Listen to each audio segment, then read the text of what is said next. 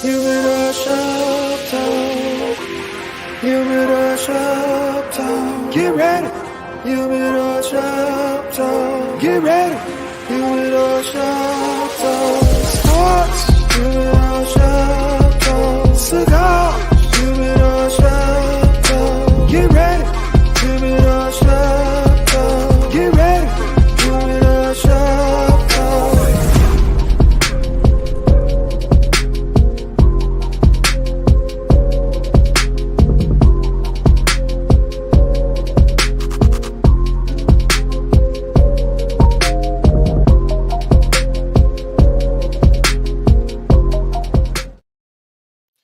Yo, what's up? What's up? This is your boy, Mr. SmokeFella. We back here. You see, I'm in the lab. Yes, the bar is always stocked and ready to go. Got my cigar, blowing some smoke in the air on this Saturday morning as the SmokeFellas bring you Humidor Sports and Cigars podcast, man. Every Saturday morning where you get all the latest news and sports our way. How we do it in the cigar shops, baby. How we do it uncensored, raw, uncut, with all the shits and giggles, man. So I'm going to bring in my crew so we can get this party started. Man, I'm going to start off with my man, Nino Brown Jr., KDL 33. What is happening, good people? Good Saturday morning to y'all.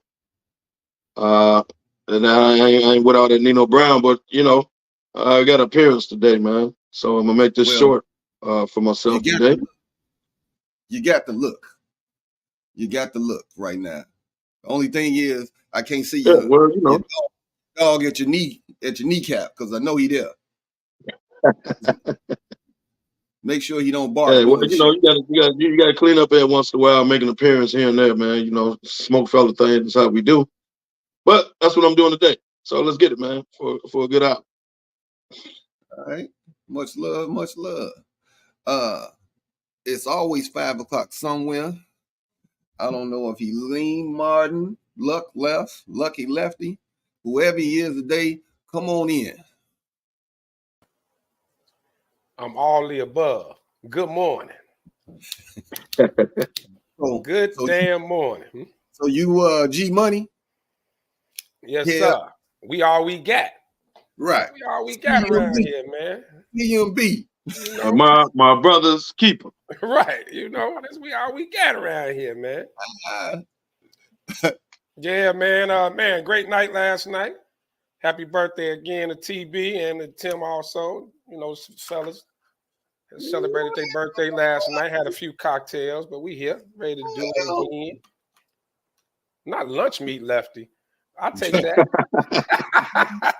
Good one. Lunch meat, Lefty. Hey, man, I had to put a little some on my stomach before I start getting to the festivities. I hear you. So we're going to get right into it because whereas KDL will be on his way after the first hour of the show. So we got to get it in because he got some stuff to say. But we're going to start off with that clip, Sean of Caitlin Clark, Iowa's guard that broke Cheryl Swoop's scoring record. Recovered by Gabby Marshall. Here comes Clark. How will she go for history?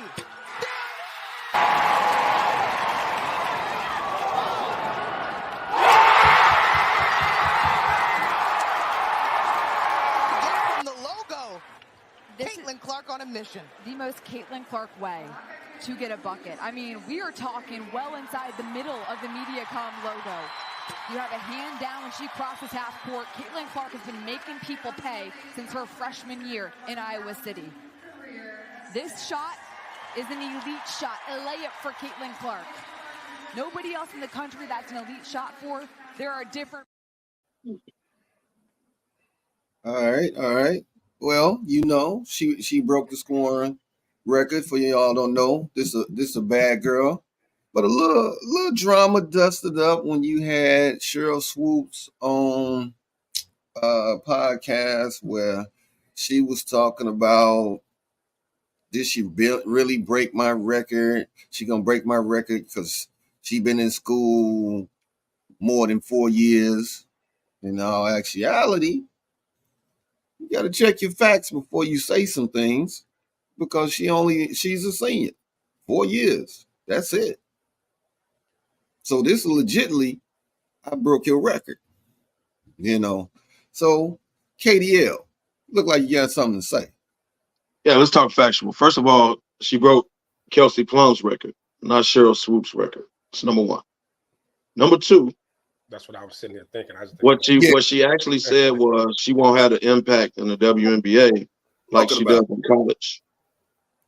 And number three, they got a COVID year. Just like the girl from Connecticut says she coming back next year. Paige Becker says she coming, so she ain't coming out. She coming back. Actually, Caitlin has the choice to do that as well.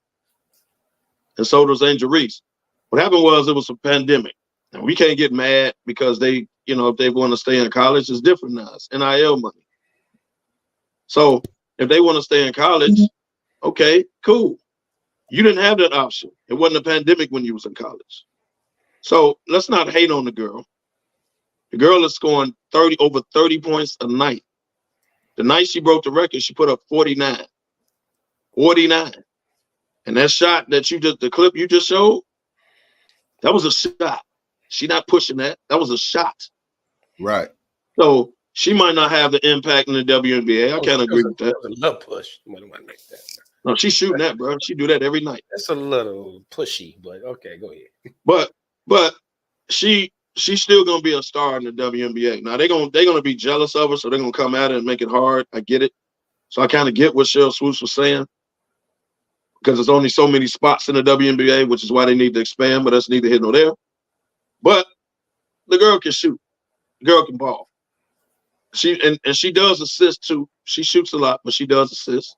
So come on, man. Let's not hate on the girl, man. I hate when we do that, man. Somebody's successful, we got to take a shot at her for God knows why. Let's not do that, man.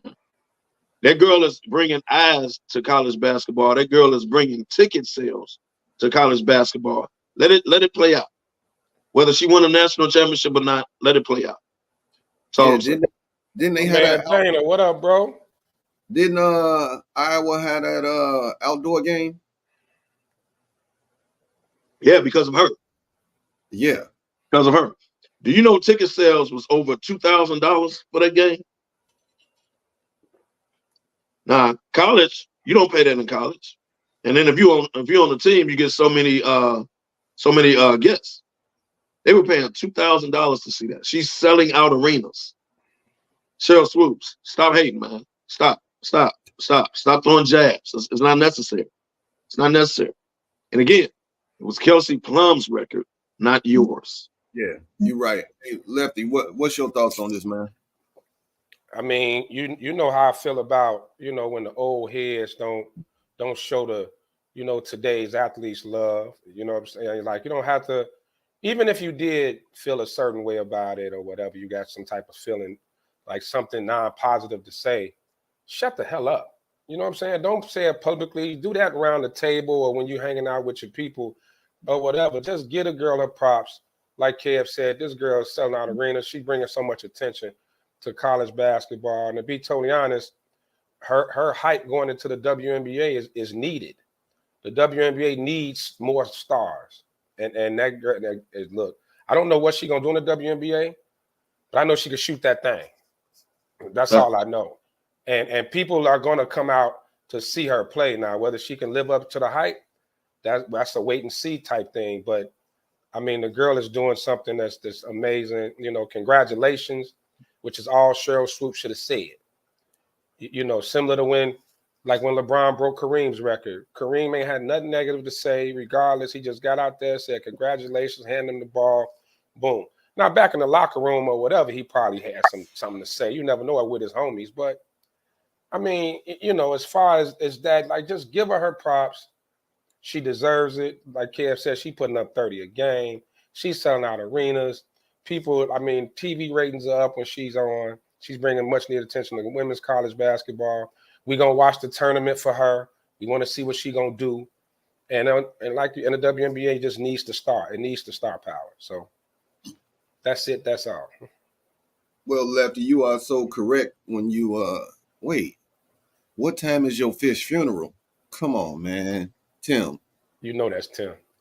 Tim, come on, man. Ever since he got the they gotta be Tim Smith bored again. But Lefty, you hit it right on the head. Xavier, you hit it on the head, man. These young girls that's coming that will be going into the league are bringing that star power that is much needed to, and Kev, to your credit too, help expand the WNBA and make it a little more popular because, you know, you got Caitlin, you got Angel Reese. Come on, she big time. She big time, man. You know, you mentioned Paige. Paige was that girl before the 2 injuries. Yeah, she had the Klay Thompson 2 back-to-back injuries. That's why she's staying. But last night we was watching the highlights from Juju, and Kev, you say it all the time. They talking about Bronny down there in USC. You need to be talking about Juju. Juju dropped 30. Now she tied Cheryl Miller's record for dropping 30 in a game, and she's just a freshman. Oh yeah. She cold with it. She can't even come out, which means you got a couple more years of her. Lefty, you even said it with the Kyrie handles. Yes, man. Her handle and her bag of like she got that thing on her. She got that thing on a string, baby. Well, it's a yo-yo. She got that thing on the string. And it's an exciting brand. It's more exciting to watch. There's no disrespect to women's basketball, but like typically women's basketball, if you're a fan, it's people who either played the game or, you know, are cool with the fundamentals because they're way more fundamentally sound than men, you know, than the men's game. And that's kind of what you see, the backdoor cuts, you know, but now we starting to see the crosses and the behind the backs and the hee. We starting to see it all now in the WNBA, you know. So and that's gonna make it more exciting, man. It's like I said, it's what's needed. So when Juju, when she ready to come out, man, the hype around her, man, the hype. And like even tonight, man, we excited to see what's the girl shooting against Steph tonight. What's the young lady's name? Sabrina. Yeah, shooting against Steph tonight, man. That's needed, man. They definitely need. I'm rooting for the WNBA, man. Matter of fact, I'm gonna go to a couple of Sky games this year, man. I've been saying it, but I'm gonna really do it this year. Support Chicago, baby. Well, you're gonna support them in a rebuilding year, but that's neither here nor there. They just traded their best player. Support Kevin. But for me, I just want to let you know what you're walking into. Right. But for me, man, I watch college basketball, both men and women. I always have. And so I watch the WNBA because I'm not a baseball dude. So in the summer, I'm watching the WNBA while y'all watching baseball. So I watch it. So the players that come into the WNBA I'm familiar with because I actually watch women's college basketball. Like I'm a college basketball dude, man. So I watch them both. So some of these women can hoop. So the WNBA, like you said earlier, needs it. They need the star power. They need like some fresh faces or whatever, because your Tarazis, your Candace Parkers, they old. Right. You know, a lot of them old. You don't know about them because they done played overseas all their life, and now some of them are coming to the WNBA. But if you look at it, they 30 years old. So they need this fresh crop to come in. They need like new life, like Caitlin will bring them. They can talk about Caitlin all they want, or Angel Reese all they want, but when they enter the league, they're bringing the league more revenue. They're bringing the league more fans. Which is going to enhance the league. Yeah, because the stars are starting to age out. The WNBA, the stars, they starting to age out. So yeah, they old. It's definitely time for some, you know, some new faces, some, you know, a new face of the league. And they got some dogs coming. They got some dogs coming, baby. It's gonna be good to watch. So I'm gonna read some of these comments, man. some of these comments, you know, you got somebody out here said, I don't understand why people cannot be happy for the girls. That's Tim. Swoops know how hard it is for women in this sport. Hating ass. You know, that's a strong comment right there. Yeah, that I agree with that. And, Spot you on. know, it was hard for Cheryl now to make that money. Now these girls are coming through. Don't shit on them. Like you said, Lefty, just say, man, good job, you know, and talk your shit in the background. Right. It's crazy, you know. Billy D out there, they are not Magic and Bird. Unfortunately, women won't generate that needed revenue. They will for the WNBA though. Yeah, I Like, mean, not don't compare it to the NBA. NBA. Right, we can't compare. Not that they're not going to get Yeah. that type of money. But for the WNBA, they will. People are going to watch Caitlin. People are going to watch Angel Reese, whether she's controversial or not. People are going to follow her. People are going to watch. Whenever Paige and Juju get in the league, they're going to watch them. Like, it's bringing eyes to the sport. You know what, Xavier, I give it to you. You said it's not hate, it's marketing. Yeah, the women need to be marketed better. Yeah. Period. Well, and here's the thing: even though they can't get they aren't getting the big times endorsements or anything like that. So now a lot of them are using social media to promote themselves, which is a good thing. It's good that they have that tool. You know, they can get out there and promote themselves. They TikTok videos or whatever, you know, and something non-sexual. They athletes, man, so they promoting themselves. What's gonna hit it though is when the big companies get behind and the big endorsement deals, which unfortunately I don't think is gonna happen anytime soon. You know, maybe Caitlin or Juju will kick it off. You know, we get the you know, not to be racial, but that all-American white girl who's a star. You know what I'm saying? And maybe they'll get behind them. You know, it can open a lot of doors. But look at it right now. People don't follow her though. She gonna bring eyes to the TV. She gonna bring eyes to the sport. Yeah, definitely. The Chicago Sky won a championship here, and they got a 2-minute clip on WGN. Thank you. Congratulations, Chicago Sky. Move on. Right, and then Tom Skilling came on with the weather. Right, they the last Chicago champion. And then you brought in Teaspoon and then traded her best player.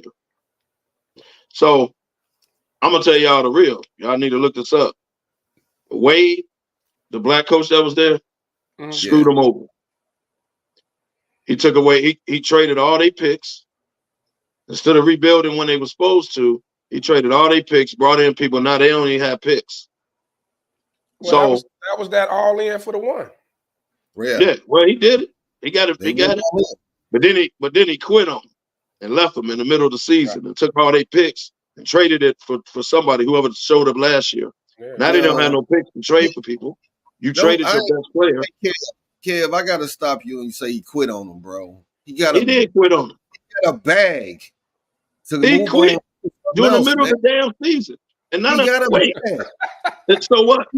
He was the coach and general manager and walked out the door in the middle of the season. He quit. I get it, bro. But he got a bag.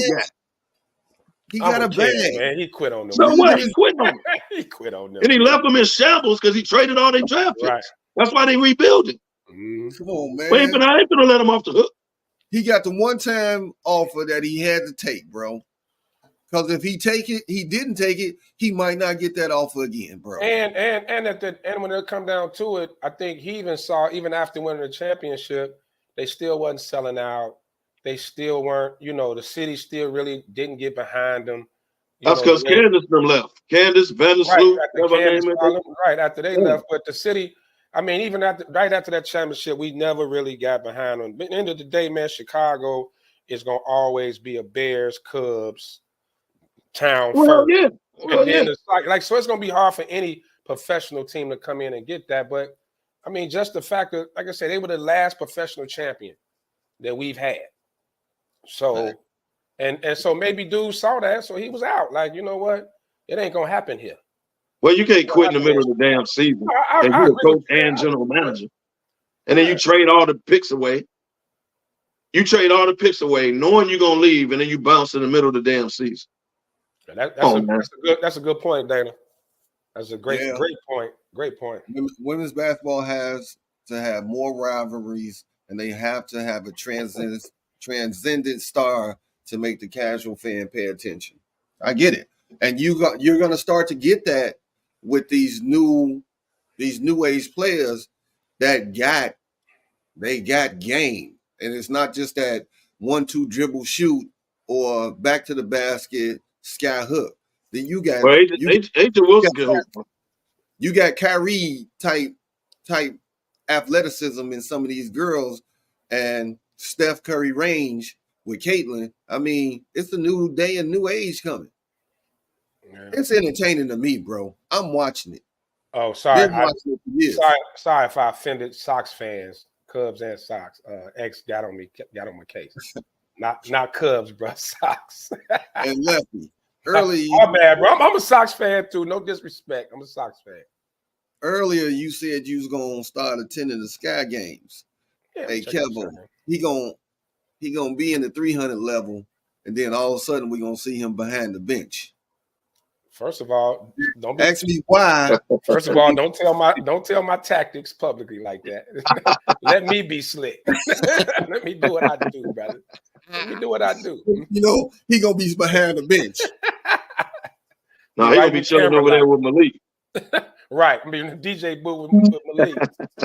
He gonna start off up here, but then next thing you know, he's behind the bench. Hey, I do it at the Bulls games all the time. You see all them red empty seats? You just look around halftime when everybody's scattering. No. On down there, baby. You gonna be in the VIP because one of the players gonna know your name. You can just walk in now. They don't even take your ticket. You can just literally go down there now. Just walk in, sit down. He gonna get a personal invite to come back. He gonna be on. Yeah. You know how they have the wife row? He gonna be on dirtbag row. Well, yeah, that's another good point too, man. The women don't support their own, but I mean, not to be chauvinist, but let's face it, sports is still more of a manly thing. You know what I'm saying? It's gonna. I mean, a lot of women just don't get behind it. I mean, you have your women athletes, but I don't know. Even like you said, they're watching more NBA than they are WNBA. It's just I don't think it's gonna ever be that. You know, I know, Kev, you mentioned like expanding it. I don't see a lot of cities picking up WNBA teams, man. First of all, it's a summer sport, number one. So they competing against baseball, whatever. And if you ever, so I went to a couple of WNBA games. I went to a Sky game before, but I actually went to some Phoenix games before when I was in Arizona. Mm-hmm. They're mostly kid based. Right. So if you ever watch it, family fun and stuff like that. Yeah. So if you guys ever watch a WNBA game, you're gonna see more kids there than you will grown-ups. Yeah. So you're gonna see it's like kid oriented, man. They got a lot of kid days and half off this, half off that. It's like kid oriented. Now maybe because it's in the summer, I don't know. But and I really think that's the wrong approach, man. That's a wrong approach. Well, that's how they build it. And that's how they fill the seats. Watch the WNBA All-Star game. See if you don't see a bunch of kids there. Mm-hmm. More so than you would at an NBA game. I'm not saying kids don't come, but what I'm saying is there's a lot more kids at WNBA games. And it's how they do it is like family oriented. That's how they kind of promote it. They'd be like day camp field trips. Like exactly. WNBA games. Yeah. Exactly. It'd be a lot of kids sections, and that's how they promote. Now, in a given city, you'll see some of the NBA players from that play for that city there. Mm-hmm. You know what I mean? But you don't. It ain't. It's kids oriented, man. So when you went to Phoenix, the Phoenix game, was the attendance decent? Because I be looking at some of them Sky games, the place be looking empty. No, they support the Mercury. The Mercury, yeah, the Mercury and the Suns, they get a crowd every time. They support them. Phoenix supports them, but certain cities don't. Like you don't, and it's only so many roster spots in the WNBA. It's only so many. A lot of these girls that get drafted, dog, they gone a year later. Yeah. Look So how many that came through Chicago, man. Well, the Della thing is, Dunn, all them right, things. they right. gotta, The Scouts have some players, but they don't stay. Yeah. they got to go where they get the money at, and the money for them has been overseas. Well, until you get Brittany Griner and get stuck over there and be a prisoner of war damn near. Yeah. But A lot of yeah, people ain't doing that no more. right. Hey, also don't forget, not all the WNBA teams are sponsored by the men's team that are the NBA team. Like the Bulls don't have anything to do with the Sky. Exactly. They're not part of it. That's a good So point. Yeah, the Phoenix, but the Phoenix I give you Suns a perfect example. might The sponsor the Suns do Mercury. have something to do with the Mercury. That's what Right. I was just Like, saying. dude Right. owns both of them. Yeah. Yeah. So when you have teams like that, it makes it a lot easier because they just roll that marketing into, they'll just use whatever NBA marketing they have, and it makes it a lot easier. But like the Bulls, since they're not part of the Sky, they're not sponsoring them because the NBA is basically sponsoring, kind of footing the bill, and to see if the WNBA can stay afloat by itself. And Right. it helps when you have NBA teams in the city that are kind of backing them, but we don't have that here in Chicago. And then you got crap. They got crap facilities. They're playing. Jason was telling me because Jason's a WNBA guy. He supports them and he's covered them. They practice at a park district up north. Like what? Damn. Like they don't have a locker room. You already see they fly commercial. Yeah.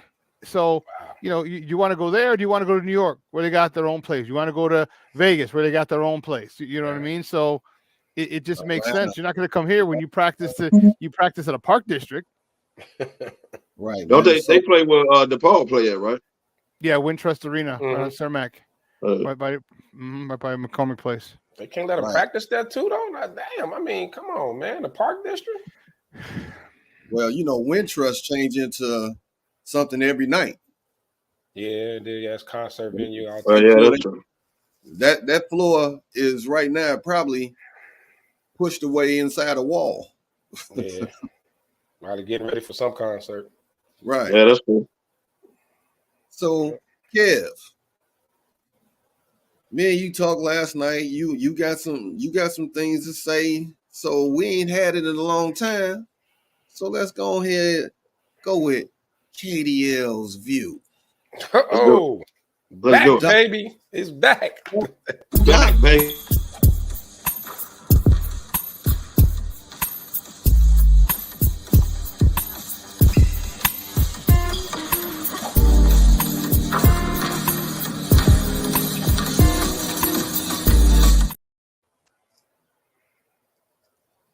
Y'all see that purple and gold? Yes, sir. Welcome, everybody to KDL's View. I know it's been a minute. I know it's been a minute. However, we back, baby. Hey, me and Ben talked last night, and as he always does, he likes to blame Doc Rivers for everything that's happening in America. So I said, nope, I'm not gonna let him. He told me Doc Rivers' record was 3-5, 3-7 since he been there. Yep. 3-7. And I said, this is not all Doc's fault. Of course, he disagreed because he always likes to blame Doc Rivers. So I'm on today to correct that. In America, I want to see if y'all agree with me. This has nothing to do with Doc Rivers, the struggles in Milwaukee. It has everything to do with Big Giannis. Everything to do with it. They have a veteran squad. Now watch this. They have a veteran squad 2 years removed or 3 years removed from a championship. So they don't have rookies. They've been through 3 coaches along with Doc the last 18 months. 3. 2 of which they're still paying, including Doc. It ain't the coach's fault to get back on defense. It ain't the coach's fault when Dame Leonard lines up and you put the ball on the floor and he just tells you Olay all the way to the basket. Giannis, Brook Lopez ain't blocking the rim like they used to when they were winning championships. Chris Middleton, God bless him, but it seems like he can't get healthy. Where's Connaughton? Where's Bobby Portis? Where are the people that were on the team when they won a championship? Can I put this on Doc? Now, whether they buying into Doc or not, we don't know. We ain't in the locker room. He only been there 10 games. But Doc walked into a bad situation. He's going to take the blame because he's the coach. This ain't on Doc. Yeah, I got to get in on this as soon as you're done. I got. They have veteran players that need to simply play better. Giannis signed off on all this. Signed off on the 3 coaches they didn't have. Signed off on Dame and got rid of Drew Holiday. That was supposedly his boy. So you knew you were going to struggle defensively. You did not go out and get a perimeter defensive dude. Giannis signed off on all this. So then when are you going to step up and be the MVP that you're supposed to be? You're supposed to be the most dominant player in the game, right? Well, where that's at? How come it's always the coach's fault that y'all don't get back on defense? Do you know they lost to some 10-day contracts and G League dudes the other day? Anybody peep that? Memphis, when they lost to Memphis. And the Memphis had nobody. That's not Doc's fault. Everybody out on Memphis. That's the players' fault. And at some point, the players got to take responsibility and stop blaming all the damn coaches. Giannis is signing off on all this. So I want to see if y'all agree with me, man. Yeah, I just wait a minute. Hold on, Ben. Before you go, look, what like the saying go, men lie, women lie, numbers don't. They were 30-13 when they fired Adrian Griffith, and you're 3-7 since. So, Doc gonna get some heat, and he probably deserves it. I think anybody would. What about that the situation? I get it, but you don't go from 30-13, and then all of a sudden you lose into, like you say, G League. That's Doc's fault. Well, he the head dude. Why'd they fire Adrian Griffith? Well, who run up and down the court? Yeah, but why they fire Adrian Griffith? Because it was working when he was there, whether they liked him or not. It had to be working. You don't get 30-13 playing like bums, not get back on defense. Lefty, before you continue, I do got to say this one thing, though. When they lost to the G League squad, Doc just had his hands on his hips, just looking. Coach, man. Coach. What do you want him to do if you got Giannis and several other people that have won a championship in the last 2-3 years that can't beat a G League team?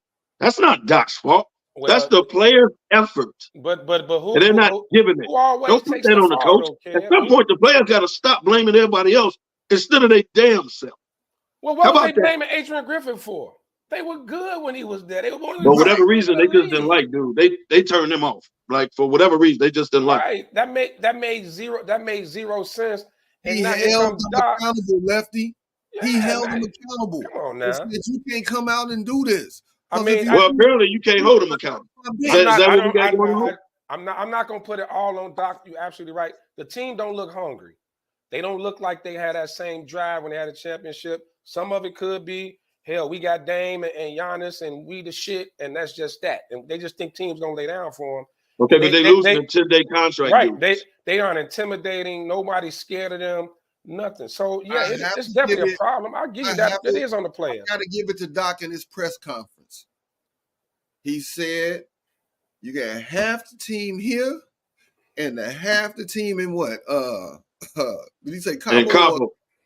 In Cabo. That is the he said Cabo. Respect Cabo.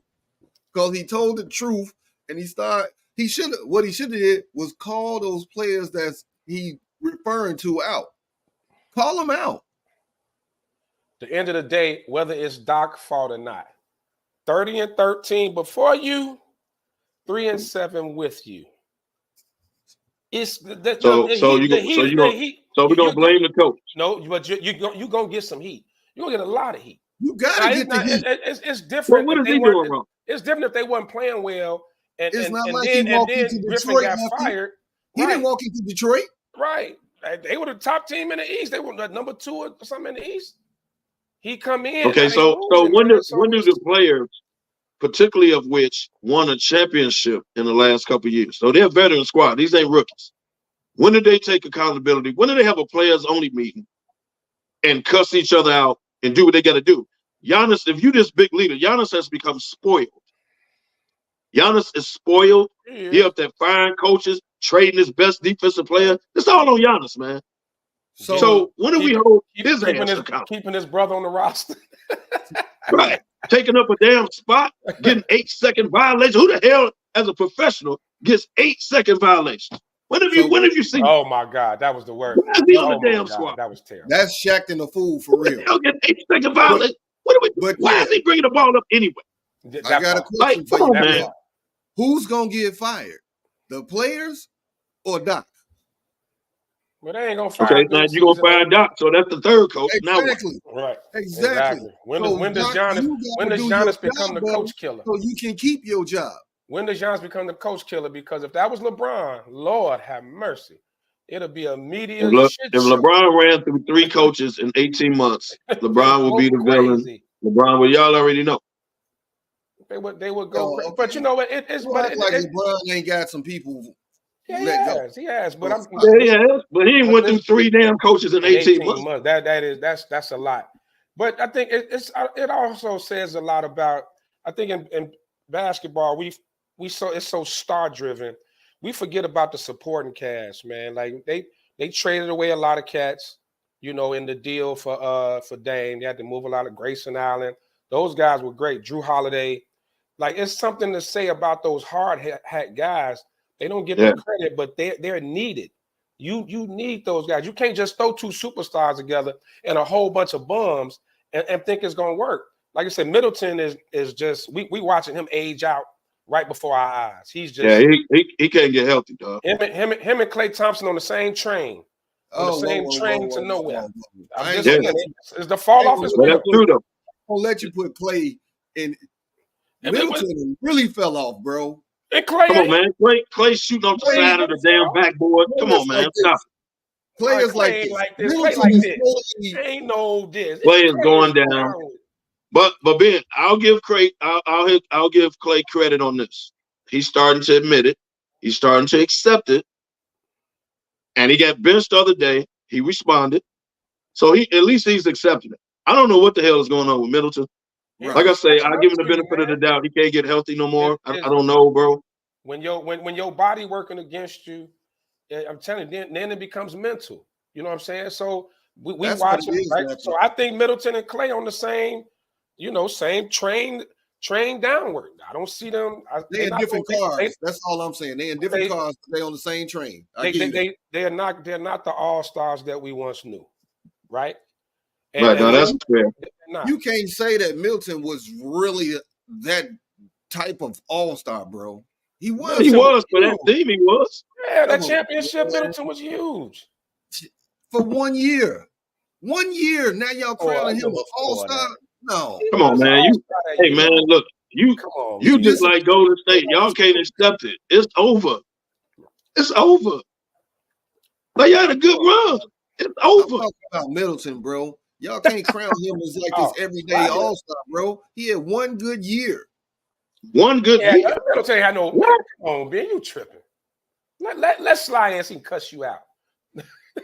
All right, man. We got angry man in the house, man. So let's bring in this dude. He gonna come in. Let me set it up. Well, what I'm gonna tell you is, Sean, bring in this old goofy ass. Hey man, first of all, hey Kevin, I didn't know you was going to a funeral today, man. So give my condolences to whoever it is while you're getting off here at 12 o'clock. Well, that's why you got on all that black folk, right? Hey man, don't worry about where I'm going, though. It's Nino Brown. Number one. That's Nino Louder. You should try being on time before you worry about where I'm going. Hey, but I'm here though. It don't matter. Hey, that's Nino Louder. Hey, that bullshit you talking about being as usual. Klay got benched and scored 32. That's the most points he had in 2 years. So stop. The bad part is get off Middleton. Middleton is completely fell off. Yeah.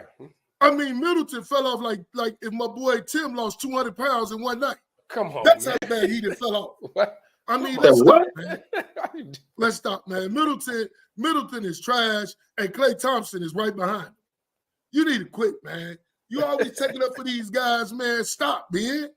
Yeah, go ahead. Stop, man. Go ahead and say what you want to say. These light-skinned guys. Go ahead. Sean, he's talking about y'all. Sean talking about y'all. Middleton's my complexion. It ain't all about the light-skinned guys.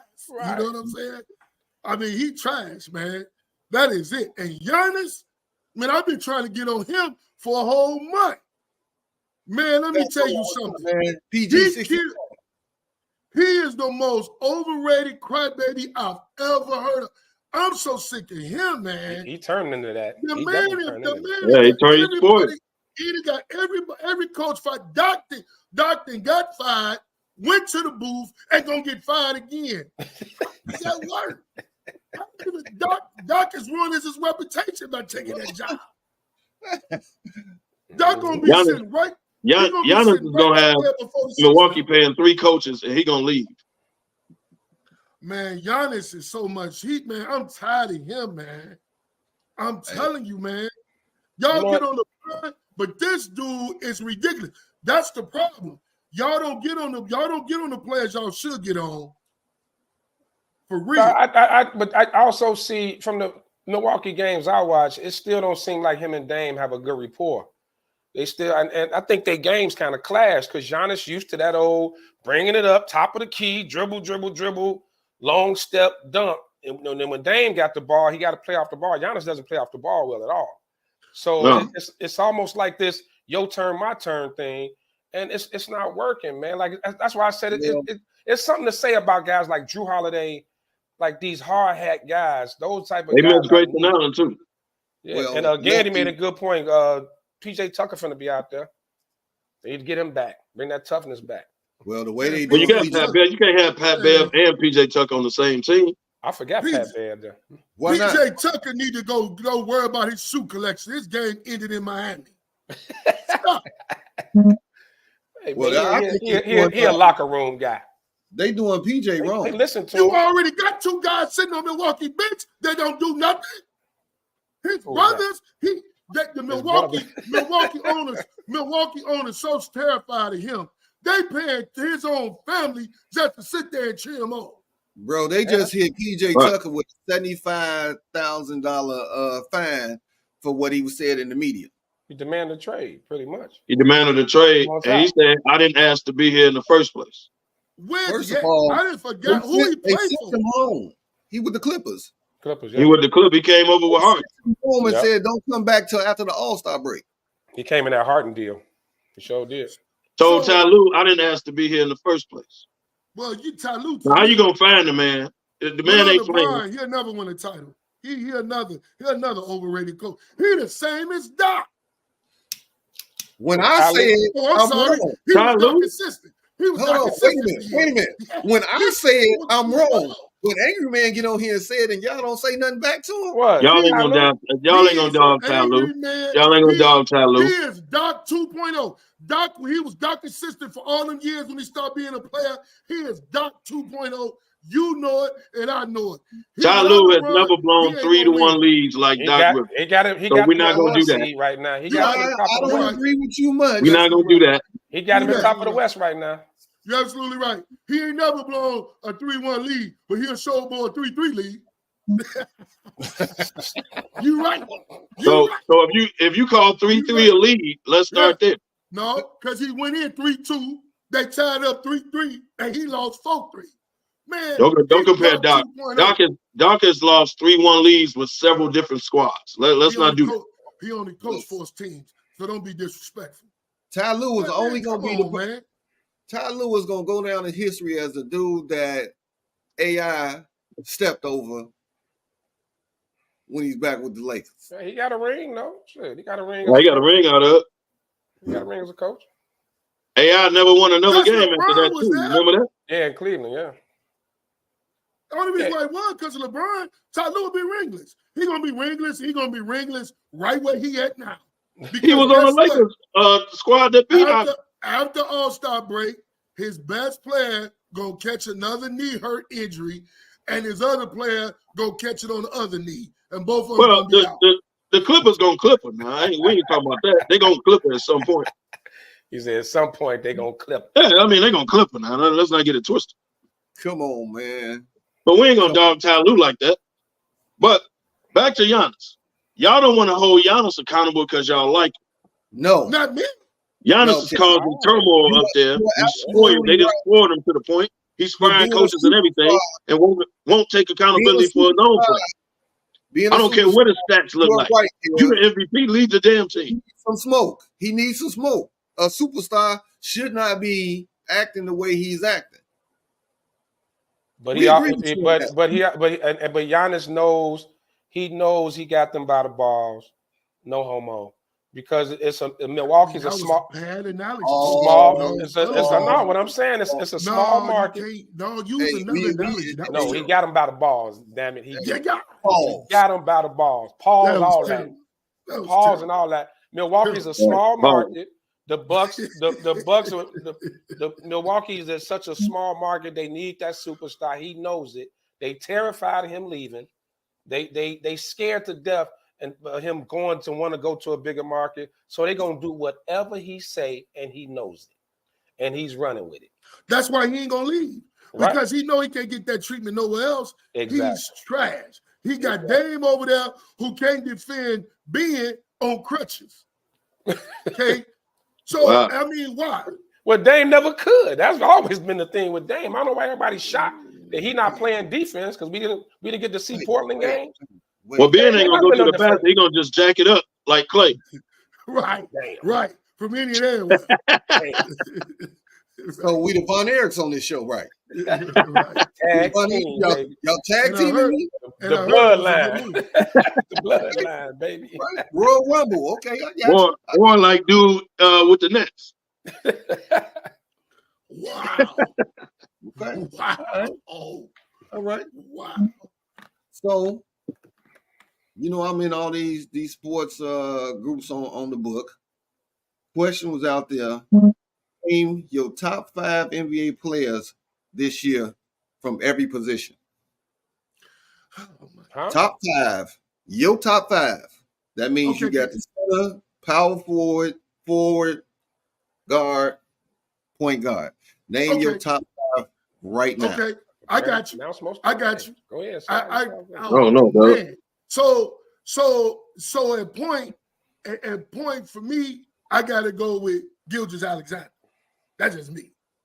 He's 2 guard, all forward. Come on. No. He's kind of hybrid. Yeah, he played a point most of the time on that team, but they got him considered as, I'll say, he the point. So I'm going with Gilgeous at the point. All right. And 2, I got to go with LeBron without fail. I mean, that's just crazy. At 3, I got to go with Ant-Man. I mean, come on, man. LeBron ain't no damn 2 guard.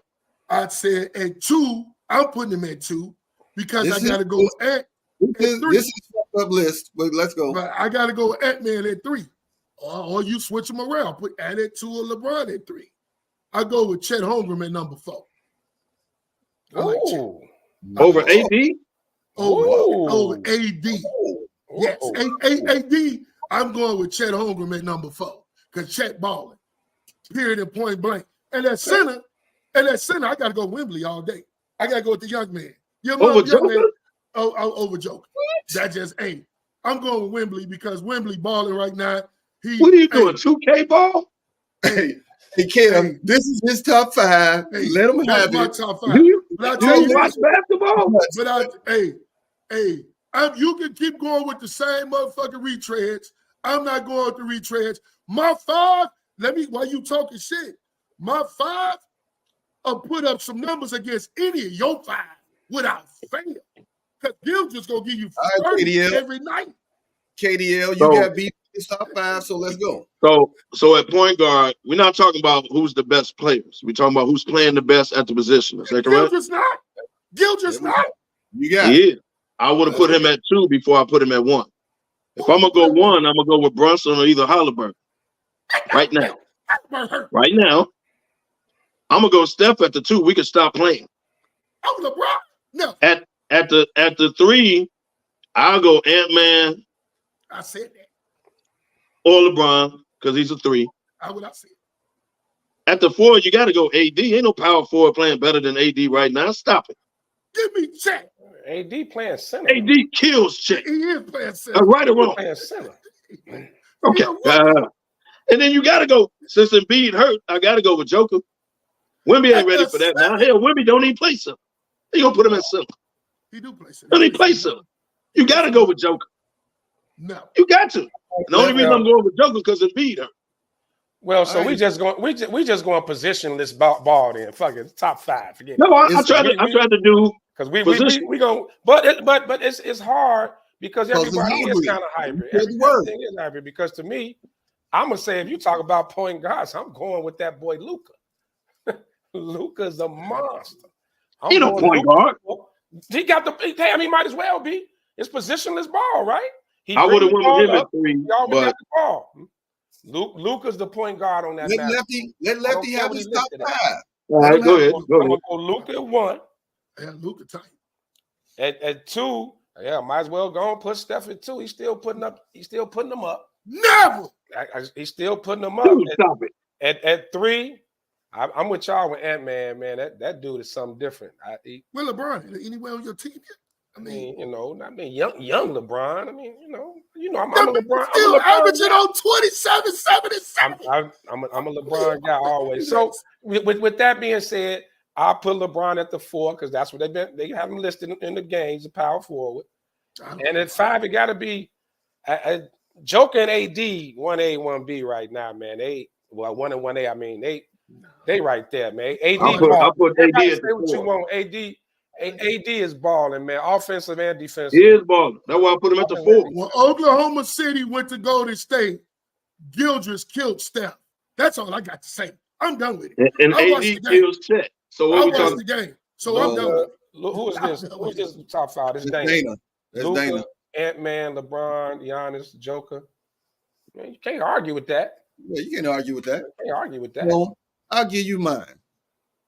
It's trash. At the 5, I'm going with the Joker. You can't stop the man. You can't. He rocking triple doubles. I mean, you can't stop the man. Okay. And I don't normally agree with Kevin, but AD is sure. AD. Nobody want to give the young players no respect. Everybody got the same. Not playing better than AD, dog. TB, yeah, Jason Tatum. I forgot about Tatum. I got Jason Tatum at 3. I was gonna put Tatum at the 2, but go ahead, Ben. My fault. I got Tatum at the 3. My 2 guard is SGA. I mean, he is fucking balling. Yeah, I mean, and for my point guard, is that light-skinned dude that you hate, Sly. Never. I gotta put him at 2. Over Bronson. What the devil? Who would you? See, I put Steph at 2, which is the reason I left Gildress off and I left Tatum off because I had to put Steph at 2. I went point guard with Brunson and Halliburton, which is why I moved Steph at 2, and I can't put Tatum over Steph. I can't do it, bro. Let's stop it. Steph ain't no damn point guard, man. He was 9 for 19 for 3-pointers and had 41 points. His shooting percentage is trash. Only thing you care about is the numbers. He's so overrated. Come on, bro. I watched him the other day. He was 9 for 19 for 3. He just jack up shots worse than Clay. What else do you want to do is keep giving him credit. Well, what else you gonna do on that team? Come on, man. I'm not gonna ever say overrated. I ain't gonna never call him overrated. And he has willed that team to. Y'all don't want to say that because nobody ever break down his numbers. He threw up 1,000 shots a game to get 40 some points. But that's who else is gonna shoot him, bro? Oh, yeah, Maxey. I forgot. Yeah, it's a lot of killers in the league right now. Yeah, I had to leave Maxey off because I had to get love to Halliburton and Brunson. That's why I left Maxey. I'm the only one that good with all young guys are balling right now, and y'all want to keep going with the same guys every year. Y'all don't give no respect to the young players. So you going with your 30 and under team? That's what you're going with? Absolutely. Okay. Except LeBron. Right. Yeah, you got LeBron on that. Right. Yeah, LeBron, granddaddy on that team. It ain't no center playing better than Joker right now. Stop this. I mean, but hey, look, it's an argument for AD because AD doing it on both ends. Defensively, AD should be defensive player of the year, hands down. He'll be hurt. He's doing it on both ends. Soon as the All-Star game over tomorrow, the next time the Lakers play, he'll be out 6 weeks. Hey, Sly. I don't see it. Oh man, stop wishing bad luck, man. The man is playing. Stop. 46% from 2 and 42 from 3. So stop it, bro. Stop with your bullshit ass stats. You just don't like the dude. He was just 9 for 19. How that equal out to 42%? Dude, you need to stop with your Look math up the is bad. stats on it this season, bro. Look Your at the math stats of is this bad. season. Get your stats right, How Cheryl many Swoops. shots? Get your stats right, Cheryl Swoops. How many shots? One game you want to focus in on one game. No, I ain't going all the way back. Stop. How many shots though? How many shots? Hey, Mike hey, Rose say Lefty, that. what you say? Numbers don't lie, right? Numbers don't lie. No, math don't lie. How many shots? Numbers don't lie, Sly. He ain't gonna On the tell you that. season, he's shooting 46%. Y'all got me He sitting there ain't gonna thinking tell you about this 30 and under list, man. Did you see him last night? Damn, 30 and under. I can't say no 2-guard playing better than Steph right now. That's why I left Tatum off. Man, whatever. Gilgeous is right there, man, whatever, man. But that's the thing. He taking But 1,001 shots, and y'all want to keep putting him on the list. Here's the thing: when you say But he's between shooting 46%, so what are between you twos saying? and threes, like who plays what position? Ain't Tatum a That's three? trash too. Tatum is the 2. So Brown is the 3 and Tatum is the 2? I thought Tatum was the Yeah, 3. Tatum is the shooting guard. No, man. Are you high? He is. I thought Brown was the shooting guard. Brown is the 2 guard. Oh man, Tatum the 2 guard.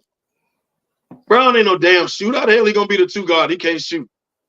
That don't mean that he can't Right, be the 2 he's guard. the 2 guard. And Anthony Edwards ain't no shooter either. But he a 2 guard. He's more of a actually Edwards is more of a 3 to be honest. He is a 3. Damn. Well, there's position. He more of a 3 to be honest. Now how they play on their teams is different. That's why I keep saying Steph ain't no point guard. Steph was a 2 guard. So let me see. My 30 and under. Yeah, SGA. You better. Ant-Man. Maxey. Oh yeah, well we don't do that. Maxey, Yeah. Tatum. Tatum what, about 27 now? Yeah. And B. Yeah. Shit, how old you think Joker is? Joker. Joker ain't 30. He looks like he's over 30, but he looked like he's 46. He's gonna do that. Halliburton, Brunson, like they all under 30. Brunson. Yeah. Randall. He hurt now. I mean, you got a lot of them. it's a lot. The league is in good hands. So with LeBron, pretty much at the end, Steph in his mid-30s. And wait a minute. Who's the next? While y'all talking trash, my man that played for the Bulls has been balling. He the only reason why the Bulls are close to 500. So show some respect to the UNC alum. Oh, Kobe White? You talking about Ben's boy? Hey, Kobe is balling, man. He is balling. He actually is balling. Balling, bro. Show some I'm not respect gonna say a to word. Kobe, man. I'm not gonna say a word. When He is Sly, balling though. Listen, hold on. Sly, hear me out on this. You talk all this smack talking about how many shots Steph put up, and now you want to say Kobe White balling? Have you seen his stat? Man, stop it. You just exaggerate. You don't know who puts up. You so used to Steph throwing up 60 shots a game. Bro. That has become like second nature to you, obviously. Bro. Damn, Joke only 28? I swear I thought he was in his 30s. His birthday comes up. I thought he was 46. I don't know. I guess he got an old man game, I guess. I don't know what it is, man. But and before Embiid got hurt, I'd have put him in there over Joker. I'd take Embiid over Joker. Yeah, Embiid was clearly the MVP of the league before he got hurt. I'm not going to take Embiid over Joker. Yeah, I'm taking Embiid, man. Oh, what's that? As a pure center, I'm taking Embiid, man. Embiid was the MVP before he got hurt. If you wanted to start a team right now, you going to take Embiid over Joker? You have to be high. It's a good question. Well, injury history wouldn't let me do it. I don't think you can go wrong either way. Yeah, you can. No, you can't. You can't go wrong either way. You can build a team around Joker Embiid. got a complete game where Embiid does not. Now, I like Embiid. Well, ain't nothing complete about his defense because Joker don't play none. The man was averaging 35 a game at center. We're at the top of the hour, man. We got to pay some bills, and we'll be right back after this. Yeah, this is where I get off the train, man. Appreciate y'all, man. Yeah. All right, man. Don't come back. Well, don't worry about it. We won't see you for another 5 weeks, so don't worry about it. But good day, man. Good chopping it up. You got to make an appearance, man. All right. Watch your daughters. You so dressed.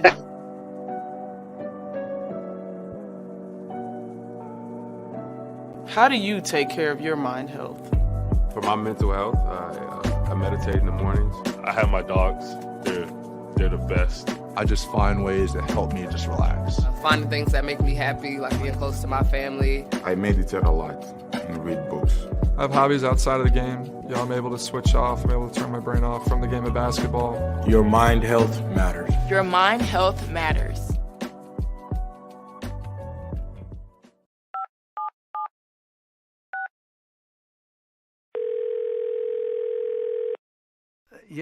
Yeah, hello. I'm really not sure if this is what you all do, but I really don't have anywhere else to turn. Hi. I don't even know why I'm calling right now. I'm sorry. My thoughts are going a mile a minute. My kids are out of state. My buddies from the Army are all gone now. I'm really alone. I left the service last year. My mom just passed away a few months ago. I miss so much time with her. I keep getting calls about the bills, and I'm trying to get a job, but I feel so stuck. Okay, ma'am. I'm glad you called. Okay, sir. Let's stay on the line and walk through some things. Thanks. Okay. Thanks a lot. Thank you. Hey, it's your boy, the Superback, Sean Sierra, and be sure to follow Sports Zone Chicago on all social media platforms. On Facebook, Instagram, and our Roku channel, you can find us at Sports Zone Chicago. And on Twitter, we are at Sports Zone Shy. Also, be sure to download our mobile app so you can take Sports Zone Chicago with you on the go.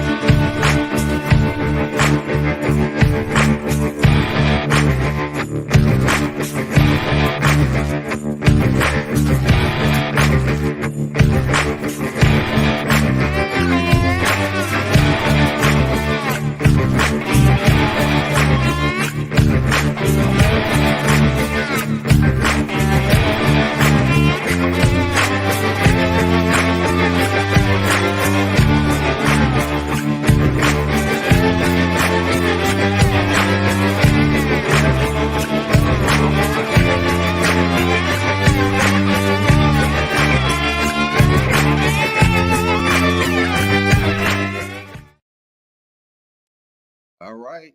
Y'all saw it. We NFL Football Hall of Fame. Chicago's own Devin Hester, Steve McMichaels. And yes, you saw J Pep in there too. He did some things here in the Shy. So going in we as for Charlotte. Why we even showing him? Hey, Give the Bears something. We ain't had much. So you give got us all of them. You got the most in the league. We got a lot of. Why we showing Papas? He gonna go in as a Bear. Hey, you saw that uniform. You saw the interception, run to the touchdown. Let us be great. He spent most of his career though in Carolina though. Yeah, he did. He spent majority of his career in Carolina. So he did, but he gave us what? Two good years. So let me ask you a question, Ben. Are you a big fan of Hester and McMichael getting in? I'm a bad fan. I mean, but I'm not impressed. I mean, I think the Hall of Fame is reaching now, in my opinion, because they numbers don't qualify them getting in. I don't care what nobody say. I'm glad that we still leading Green Bay Hall of Famers. Don't get me wrong, but to be a football fan, I am in general. Their numbers don't qualify. No, ain't Hester the all-time leader? Deny Hester, bro. Well, he was. He got broke. Record got broke. Exactly. It got broke. He held a record though. You held a record for a long time, bro. We putting kick returners in the Hall of Fame. Stop. I mean, he got in on the third try. It wasn't like he was the first ballot. Come on, what like he was first ballot, bro? But I think they reaching now. They changed the rules because of this dude. No, they did not. Yeah, I think that's a statement that people say. They changed and then the rules. And then Sean going to depress me by putting the one against the coach, and we lost the Super Bowl. But they changed the rules because of concussions. That wasn't because of Hester. Well, slow down. Hester made it exciting. We lost that because of the quarterback. So let's stop. The one that almost made Dennis Green have a heart attack. I agree with that one. Well, you put that on Ron Turner. Stop running the damn football. Yeah, trying to get Cedric Benson touches over staying with Thomas Jones, definitely. Right. Turn Thomas Jones into an actor. Well, and he's pretty good. Yeah, he is. Because him on P Valley, just being on the set, I got to give him props. He good as long as he don't talk. No, come on. You know what? You really, you know what? You wrong for that. Man, how you gonna not talk and you act? Where we do that? This ain't no silent movie. You seen Odafe and Tutuola? Just get a couple lines and stick around. Now you need to quit, man. We do a hell of a lot of talking in there. Ronnie showed America that you don't have to talk much to be a right. Exactly. That's true. Ronnie with the stare down. Right. It's true. Shout out to the real demonic SmokeFella joint that I got on, baby. That's Smoking Few, baby. That's Smoking Few, baby. Classic. No, man, Hall of Fame. Hey, congrats to those cats, man. I hate that Mongo got a foot in the grave before they put him in, but you know. Right. I mean, it's sad, but I mean, it's facts. I'm not saying no joking way. The man on his deathbed. I mean, Mongo's stats ain't great, but I'm glad most of the 85 Bears are in. I'm glad. Yeah, they deserve it. Mongo deserved it, especially at a position where you don't get, but those D tackles don't get a lot of credit, man. Look, Saragusa with that Ravens defense, man, didn't get the credit he should have got. Saragusa and Ray Lewis, I always give him his props because Ray Lewis is not Ray Lewis without him. God rest his soul. And same with Steve McMichael and all those Singletary and those guys wouldn't have been able to roam and do what they was doing unless they was eating up those blocks. So Sean, how many Hall of Famers in the league of the 85 team? I mean, how many 85 Bears in the Hall of Fame now? And the Singletary, McMichael, Dent. That's three. You say just the defense? I think on the whole team. Hampton is not in, right? Dan Hampton to get in. Dan Hampton's in. There's seven. There's seven of them. Okay. There's seven. Oh, Hampton got in? Yeah, so it's McMichael, Peyton, Singletary, Hampton, Dent, Covert, and then Ditka as the coach. Oh, Jimbo. So in reality, Sean, that's got to be the best team ever, unless we can find more Hall of Famers on one team. I mean, that was the best team ever. I believe that. I truly believe that. I was. That's strong. Damn, seven.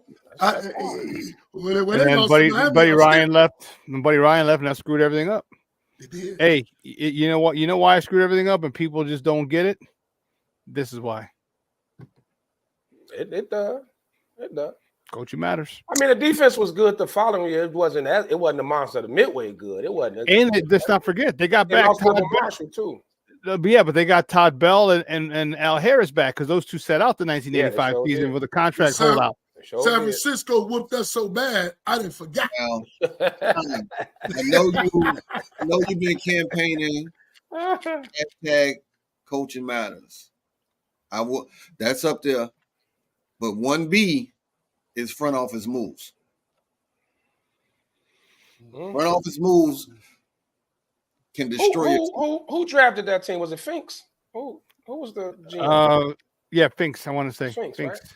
Mm-hmm. Damn, I ain't heard that name in a long time. 83 draft. They had seven starters. When I think I got that list here, man. Let me look and see, Sean. Sean, I think I got that list you're looking for. Hold on. You said 7 starters on that from the 83 draft? 83 draft. Damn. What that list that? Okay, here you go right here. Let me see. 1983, you got Jimbo Covert. You got Willie Galt. You got Mike Richardson. You got Dave Dorson. 3rd round. You got Tom Bear. 4th round. You got Richard Dent. And you got Mark Boyd. Both were in the 8th round. Damn. Yeah. Mm-hmm. That was the draft that really sent the Bears that sent them to the Super Bowl, that 83 draft. Because Van Horn got drafted in 81, and then they got Jimbo Covert. Remember, Jimbo Covert came out of Pittsburgh. He was Dan Marino's left tackle. Yep. Tom Thayer was good. Probably one of the most underrated left tackles of all time. Covert was a monster. But that whole line, man, everybody forget that whole line, man. Yeah, Hillenberg. I still don't know how Miami beat that team. I got to go back and watch it. And I still had nightmares about that, man. Me too, man. I do too. Yeah, one of the reasons I put Marino in my top 5, man. I watched him chop up that 85 defense, man. I ain't never seen that. Well, he only threw the Clayton Duper. That's all he had to. That's all he had to do. Yeah, he did. When you went shredded. He shredded. I bet. Yeah. Shredded. And hold on. They O-line held up against that defense because he had 95 seconds every time he was back there. But I don't even think they ran the ball. Let me say this too, though. That loss probably humbled them enough, and that's why they go to the Super Bowl. Remember, they was already Super Bowl shuffling. Real big-headed. No, they filmed the Super Bowl shuffle when they got back from Miami. Oh, they filmed it when they got back. They filmed it that week when they got back from Miami. But the song was recorded. The song was. You shot the video, I should say. Because that was what week 13. Right. That was the 13th. That was the 13th. Week 13. Yeah, they filmed that. They had the song, but the video was shot right after they lost to Miami. Right after they lost to Miami. He humbled them and made them even hungry. Yeah, definitely humbled them. I don't know who they played the next game, but they got that work. Was it Dallas? I don't know. Let me see. That Dallas game when they killed who was number 11 on Dallas that court? Danny White, the quarterback. They murdered that dude, man. Danny White never came back after getting hit, man. No, you laughing? I'm for real. I'm man. John, did he kill that man? Dude, he went. Play no more that season, bro. He went into witness protection for psychiatric care. Because leading up to that Miami game, the Bears was running through cats like it was nothing. Yeah, it wasn't even nice. Hold on, where's Miami? Because they beat Dallas like 44-0 that game. It was something ridiculous. No, so they played the Colts and they only won 17-0. So after Miami, when they lost 38-24, they beat the Colts 17-10. They beat at home. They beat in New York. They beat the Jets 19-6, and they finished in Detroit 37-17. 3 touchdowns. How do you put up 38 points? I am still on that defense. Yeah. Like who? Dan Marino went nuts. Right. On that defense. Yeah. But speaking of Super Bowl, man, what y'all think about the one we just had, man? Listen. I don't know if this was a storyline, but why every team that played KC wanted to go for the long ball instead of going for the short under routes that was wide open. Did Kittles even catch a pass? Yeah, Kittle had a couple passes. Yeah, I did a couple. I mean, it was everything was a long bomb, bro. But Kittles got lost in the shuffle when McCaffrey got there. You kind of like they don't even talk about Kittles too much no more after McCaffrey got there. And then with Debo coming up and Ayuk, it was like he sat down right in the middle, right across the line, and didn't get hit like 3 or 4 times because he threw the long ball to Debo, Ayuk. What's the other cat?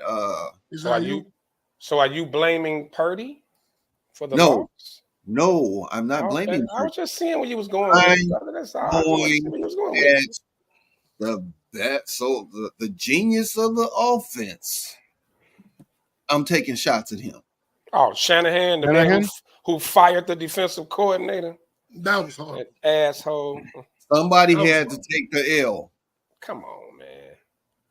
When have you ever heard of a coordinator getting fired after going to the Super Bowl? I get it, he didn't win it. He had better numbers statistically than DeMeco Ryans, and you fired him after you told him to run the same system Saleh did and Ryans. I didn't understand that. I didn't get it. That was terrible. He knew it was terrible. Shanahan, you a piece of shit just like your daddy. Damn, like his dad. Okay, wow. Brock Purdy. 23 for 38, 255 yards, 1 TD. The view of Angry Man do not necessarily reflect the view of Chicago. That's why my boy fired him during the season. Mahomes, 34 for 46 with 333, 2 TDs and an interception. Wasn't his fault. Well, I that was surprising. I thought KC would have had to run the ball, establish the run a little more.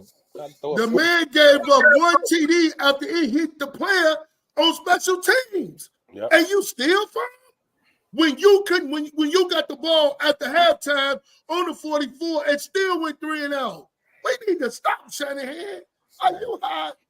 You know, here's the thing that really bugs me too, is that they were worst in Super Bowl, worst in regular season for holding. They're like 5th worst last year, and in all their Super Bowls, they haven't had one holding call thrown against them. Chiefs, okay. You talk about, and then they're documented.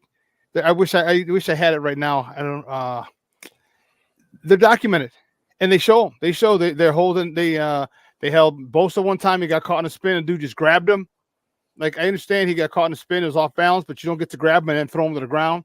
They showed, I forgot who was the guy on the other side who was being held right across basically across his neck. There are a whole bunch of holding calls that they just missed. Yeah, it might have been Chase Young. You're right. So you know what? It really makes it makes it so frustrating when you have stuff like that. And the narrative where people talk about where it's fixed or they want, the NFL wants certain teams to win. Like, you can't. These are blatant holding calls. When they're on a defensive end, you can't miss those. Like, they're because it's on an island. Inside, maybe you can miss them. But when they're on the defensive end, the tackle on the defensive end, it's an island. You see it clear as day, and they call no next to the quarterback staring. Yeah. So it was really frustrating and they got no holding calls in all their Super Bowls. Yeah. In the last 2 years, they're blasting holding calls and 5th from last. Come on, man. I never knew that. Wow. Now I will say, I got to give it to Andy Reid on one thing that he did during the game, because Pacheco they were stuffing him. And when he started calling them QB runs for Mahomes, that changed the game. The bottom line is they shine. I don't care about the holding calls. When you let Brock Purdy throw as many times and stop running McCaffrey, which is your MVP, that's where you lose the game, man. We can reach for all we want to. When you start running McCaffrey, is where you lost the game. You've been running McCaffrey all year, Sean. McCaffrey was over 50% of your offense. And you get to the Super Bowl and start running them. But guess what? He stopped running the ball against, guess who? New England, too, when he was the offensive coordinator for Atlanta. So that's what you expect from him. Shanahan cannot win a big game. He the biggest choker it is. But I thought you were going to say the most impressive thing Andy Reid did was stay on his feet when Travis Kelce molested him. But go ahead. Can we talk about that, man? Yeah. Yes, can we talk about it? Because you saw what Antonio Brown tweeted, right? Oh yeah. Come on, man. AB would have been arrested. He would have been arrested on the field. He's lining up. Ref, am I good? Am I good? Whoa, whoa. Right. You know, Andy Reid's a good guy, man. He knew Travis was in the moment. No, it's not a matter of fact. It's not the point that it's in the moment. The point is there's a level of respect. You just don't come up and run into someone and bump somebody. You follow me? Like that, there's a level of control that you gotta have. And that was you know the first. Very true. It was in the first half. And so for you to do that, it shows your entitlement. It shows your the fact that you're spoiled. These Chiefs, and the reason I really hate the Chiefs now is they're a whole bunch of crybabies. They're a bunch of crybabies. Yo, for real? Yeah. Oh, come on, son. You need to stop. Andy Reid and V should be driving the tight end this year. We know what I'm doing. But you need to stop, man. With you, John. The only person on KC y'all need to stop, man. Jones. That's the only person that I like on that squad. Patrick Mahomes is the biggest crybaby. The biggest crybaby. Anytime he gets tackled, he looks at the ref like, what? Anytime he gets tackled, what? And dude, you got hit and after you threw the ball. He getting his LBJ on. Yes. Let's be respectful here now. Let's not hey man, keep LeBron out of this. Hey man, y'all need to stop, man. So, listen, angry man. I'm not saying we're not talking about his talent. We're not see how you like to change the narrative? See how you want to change shit? No, we ain't talking about his talent. No. Don't talk about his talent because we're not talking about his talent. Cry. We're not talking. He does cry. You reaching now. I'm not reaching. He complains more than anybody. You come close to him, he complains. You hit him as he throws the ball, he complains. Every time you touch him, he complains. He all looks the at the quarterbacks does that. All the quarterbacks does that. No, they don't. I've seen Josh Allen get a call in the playoffs 10 minutes later. Y'all need to stop, man. 3 plays later, he got it. Yeah. That's what I'm talking about. Right. 3 players later. From the other, let me throw the pass. Let me throw the flag. From 3 plays later, automatic first down. Right. Y'all reaching now. Patrick Mahomes, the bottom line, he kept telling y'all we're going to get it together all season. He got it together without fail. Without fail. I'm not saying nothing about that. Just like it was Michael Jordan and everybody else, is Patrick Mahomes and the field. That's it. That's all. This was definitely no one's arguing, bro. This was their toughest road, definitely. No one's arguing with you. All I'm saying is he's a crybaby. No one's arguing, bro. He's a crybaby. If he get one receiver, because they had the refs in their pocket. Bingo. You need to quit. They had to go to. They went to Buffalo, Baltimore, and then beat. They went all on the road when they got the refs in their pocket. You need to stop. You trying to tell me the refs wasn't in their pocket in B-More? No. If you say that, yeah, come on, man. I mean, it was some bad calls, but stop it. But Baltimore, the refs in their pocket because Lamar Jackson can't get a first down. Right, he throwing the ball 100 yards. Well, those are facts too, but those refs was in their pocket. Matter of fact, it was the refereeing crew that always called for the road team. If I'd have told Sean fact before the game, at the beginning of the season that Baltimore will hold the Chiefs to 17 points, who gonna win? Sean would have told me without fail, Baltimore. So easily would have told you. Easily would have said it. Facts. Well, I would have because of Angry Man's namesake, Lamar. Can't win the big game. Period. Well, that's fine. But I said it then, and I'm saying it now. You being disrespectful, man. I ain't had nothing to do with Lamar. He played as bad as your hairline. But damn. But I still got one. But the thing nobody talk about is because it's always going to be on the quarterback. But that Chiefs defense was Spagnola's the man. Spagnolia don't get a lot of credit, man. But that's why I say that defense Chris Jones played in the backfield in every playoff game.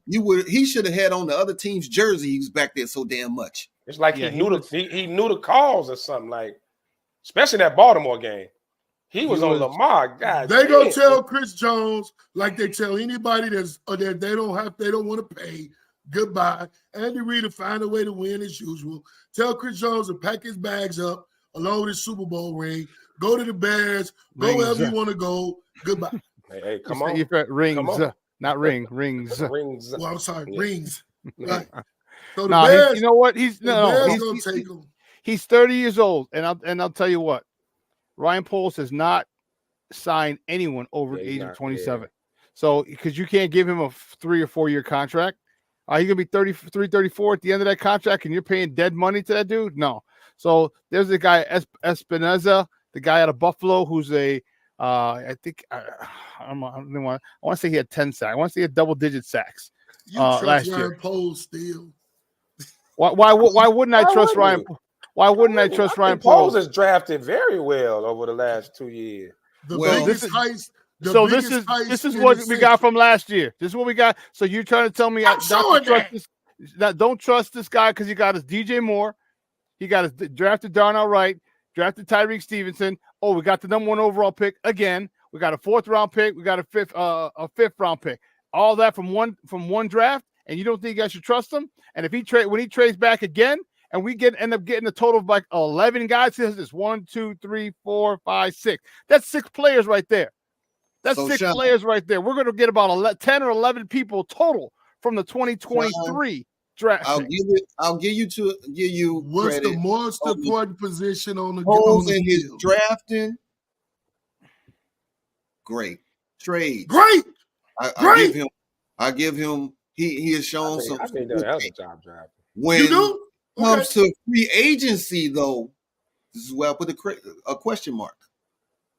No, I wouldn't do that. Who you questioning? Because his free agents linebackers had the most tackles in the league. Right. His drafting is what I got an issue with. Because I'm gonna tell you this: while all y'all on this bandwagon, you better hope that number two quarterback that went last year, that's balling out, that I seen in the All-Star game yesterday. You better hope You better hope he get this one right. Because if not, that'd be 2 quarterbacks he done passed up on. That guess what? Here's what's going to happen. Here's what's going to happen. will not have the year that he had this year. One reason why CJ gonna have a bad year. You can talk about messing around with Amber Rose. Stop it. Wait, you what? can talk about them all. But if that quarterback for the Texans his career's over with. Last year that he decided to get DJ Moore at 34, I'll tell you this: you better pray and hope he get it right this year, because I don't have any confidence in him, and you shouldn't either. No, first of all, you ain't gonna tell me who to have confidence in and who not to have confidence. Second of all, you don't understand. Apparently, you don't understand how quarterbacking works. All right, because he walked in because CJ. I didn't stutter. All right, he walked into a good situation where the fact that he walked into a guy named Bobby Slowick. Bobby Slowick is an excellent developer coordinator of quarterbacks. So he was up for one of the head coaching jobs. So what happened is he took his name out because there was. This is what my people were telling me. All right, and he took his name off the Washington Commanders list because of the fact that they still weren't sure about if they were going to get the number 1 pick. So he said, you know what, bump it. I'm staying in Houston. So CJ Stroud better have a good year, because now he's going in the same system with the same play call. He better have a better year than he did last year. And if he doesn't, well, then we got to see. But here's what's going to happen. When my point is, when Bobby Slowick gets a head coaching gig after next season, then you're going to see how good CJ Stroud is. Then you're going to see how good. So you give me one quarterback who's good, and I'll show you the guy who developed them. Because your guy didn't draft him. No. Now you want to. I'm asking, sister. All right, let me ask you. No, let me do this. You name me one good quarterback in the NFL that you think is good, and I'll show you the guy who developed him. I'll show you the guy behind him. Give me anybody. So what you saying is the Bears can't develop quarterbacks? Are you finally admitting that? I've never run away from that. Oh, I've never denied that.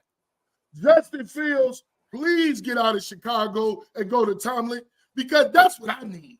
I need him to get traded, Draft him so he could go to Tomlin. That's what I'm hoping and praying for. Dude, we got the guys. We got the guys to draft now. What he gonna do?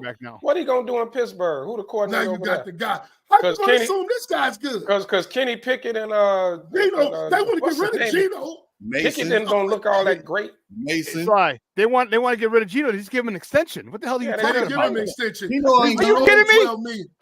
They did not give. Go read again. That $12 million is what? That's not an extension. That's what he was owed. They was gonna go ahead and pay him, but they still talking about getting rid of Gino or trying to trade Gino. Well, Gino about 36 too. That was money that he was owed. No, he wasn't. No, he wasn't because they decided to keep him. They decided to keep him and said Geno Smith will remain with the roster through Friday, which means 12.7 in his contract will become fully guaranteed. So exactly. So that exactly. was money that he was owed. No, it wasn't owed. So they could have cut him and he had to pay it. Okay, what you want to What did it just say? Okay, let me read it slowly for all the slow people. You ain't got to. I know it means he will remain with the roster with the team through Friday, which means his contract will become fully guaranteed. So if they didn't keep him, his contract wouldn't be guaranteed.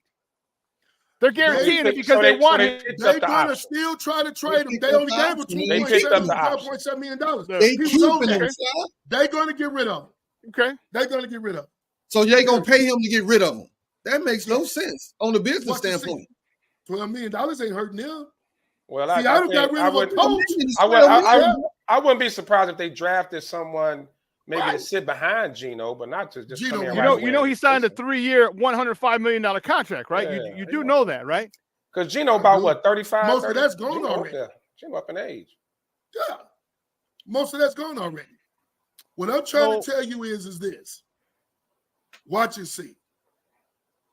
Bottom line is, wait. So hold on. So you're shifting the thing. So why are you going to give what? Okay, go ahead. You're going to talk or am I going to talk? Because I don't want to get yelled over. Because I need you to hear this so you can realize that you're wrong. I need you to hear this. I'm never wrong. So you're telling me they gave him a 3-year, $105 million $105 million contract. Okay. Do you know his numbers? He hadn't thrown since his rookie or sophomore year. He hadn't thrown for over 3,000 yards. So it'd been like, what, 6 years, 7 years?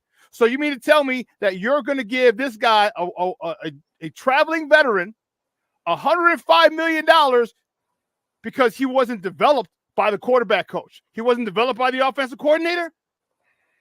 You're going to give him $105 million, but you don't feel he's the guy or he's been developed. Would you or anyone else do that? No, they would. Oh, no, let me ask that. Would you or anyone else do that if you didn't think that this guy was developed by an offensive coordinator? Simple yes or no question. No. You wouldn't. Okay. No. So then when Pete Carroll got fired, then the NFL says, okay, now all these guys you can approach them. That's when the Bears went to this guy. So he's worked with Russell Wilson. He's worked with Geno Smith. He's worked with two different types of guys. So now these are the types, both mobile.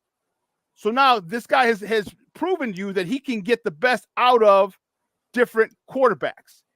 That's why this is the guy. And then not to mention the quarterback coach that we got, not to mention the passing coordinator we got who interviewed for the offensive coordinator position. So if Shane Waldron gets the head coaching gig when Justin throws for 35 or 4,000 yards and he leaves to get the head coaching gig, we bring Thomas Brown right into offensive coordinator position. You don't give a man $105 million if he hasn't been developed. If you don't believe that your guy has developed, Justin staying, huh? Admit, I haven't wavered that. I haven't wavered from that from Jump Street. They keep Justin Fields down to be a travesty. Who typed that? Still is doubling down on Pickett development and not eyeing a veteran QB. It just came across my phone. So in other words, they out on the Justin sweepstakes. Why would that be a travesty? Man, here we come. Why would that be a travesty? They're not keeping Justin. No, that's not my question. Because Justin, you're gonna have your job on the line for a guy that's going into his third offensive coordinator. Stop. They're going to get Kevin Warren going to fire them if they don't make the playoffs. So you're going to bank it on a rookie? Exactly. You'd rather bank on a rookie you'd rather bank on the unknown than the known. So Kevin Warren talked about consistency, right? Right. If you're gonna, you got a better chance of getting a rookie because he got 5 years. Justin, you gonna pay Justin and his third offensive. If you get Justin, that means you got to sign him to a long-term deal. No, you don't. Not this year. No, you don't, man. You trying to look for another quarterback? You got to control them for 2 more years. You got control of him for 2 years. Quarterbacks, and now you're gonna look for another one. No. Well, wait, hold on, Sean. Here, my take on that is this: we talk about the rookie quarterback and having, the 5 years. I don't think Poles and Eberflus has 5 years for waiting for a quarterback to develop. Unless Caleb or Drake May are gonna come in and have a CJ Stroud type of season, and we know that's rare that happens. This team is listening to Kevin Warren's interview. It sounds like he sees this team as trending upwards, right? You take a quarterback, you slow everything down. Like I don't think Eberflus and Poles got 2-3 years for Caleb Williams or whatever to develop. I don't think he has that time. You might as well stick with Justin and keep putting talent around him. Marvin Harrison Jr., whoever you get in the trade, keep putting talent around him and stay the course. That's a big risk. So what you do is what you're doing is you're literally. No, I don't. I don't know. We'll be the laughing stock of the NFL for years to come, which we already are. Not like Justin is a the bum, Bears. though. The Bears are the laughing stock of the NFL because they can't pick or draft a quarterback. They're not the laughing stock of the NFL. You 3 guys gonna tell me for 2 years in a row with the number 1 pick, you still don't take a quarterback. So let me ask the biggest joke in the NFL. You act like they won 2 games last year. Sly got the number 1 overall pick. These kids have kids. The Chicago Bears was the most historic franchise in NFL. Will be the laughing stock for years. No, they won't. You know what? They're not gonna. Here's why the Bears gonna. Here's why the Bears they're gonna be. It's not gonna happen. Looked at people. People are gonna look at them crazy and like, wow, I can't believe that. You know why? Because last year's trade is gonna eclipse the Herschel Walker trade because we're gonna get about 8 to 11 starters, and we're talking first or second year players. And I just showed you some at that particular point. I just showed. Do I need to bring it back? Do I need to? You know what? We'll bring it back for all the people who can't remember what we got from just last year's 1 pick. Just last year, we got DJ Moore. We didn't even draft him. He just came in that. So we got DJ Moore, Darnell Wright, Tyreek Stevenson, both all rookie players. Look at the other draft picks we got. So now we trade back with that and get more. Come on, man. Is this going to be the biggest fleecing of a team since bigger than the Herschel Walker one? Good GM? Yes. Think Poles is a good GM? I do. Yeah, I do. What would you think any good GM would if they had the number 1 pick 2 years in a row? You know what they're going to do? No, this is what you think. No, this is what you think. You can't speak for Poles. You can't speak for what other GMs would do because you know what?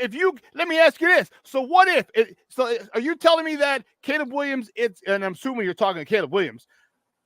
Caleb Williams is a sure Hall of Famer because he's generational. Because if you're generational, that means you're a Hall of Famer. Because I've seen Barry Sanders, generational. I've seen Lawrence Taylor, generational. I've seen Mike. I've seen other. These are generational players. So you're telling me, Walter, we didn't know Walter Payton was going to be a generational player when he came out of 1AA school.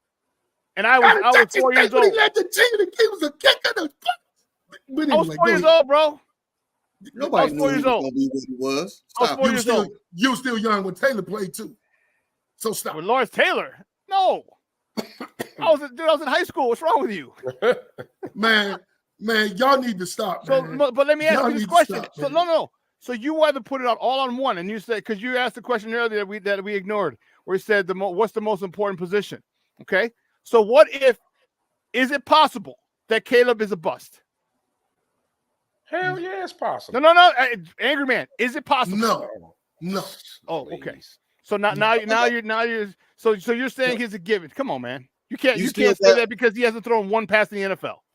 You can't say that. Okay. I can. He hasn't thrown a pass in the NFL. But I'm gonna tell you what put GM in the Hall of Fame. You mean this one? I drafted Ryan Leaf and drafted Manning. That's what gets you in the Hall of Fame. Look at these QBs. Look at these QBs. These are all generational. Jamarcus Russell. Remember Jameis Winston? Did he win the Heisman? Oh, yeah, he did. Okay, you're right.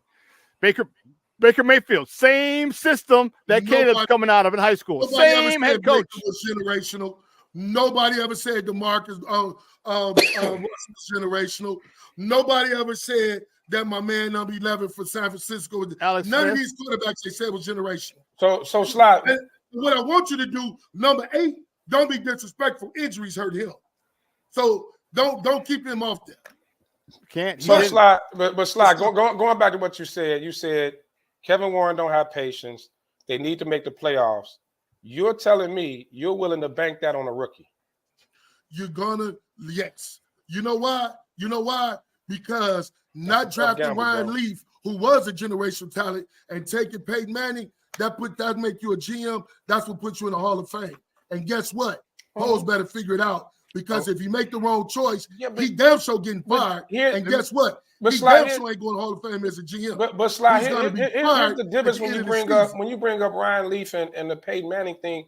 Those teams needed a quarterback. Like the Bears, it's a rare situation the way you got the number 1 overall pick, and you don't necessarily need a quarterback. Like what you're talking about, like you all are saying, just throw Justin away just cause. He's not a bum. It's not. Why are some people offering I like reports? Justin Fields. He played for my school. Right. He played for Ohio State.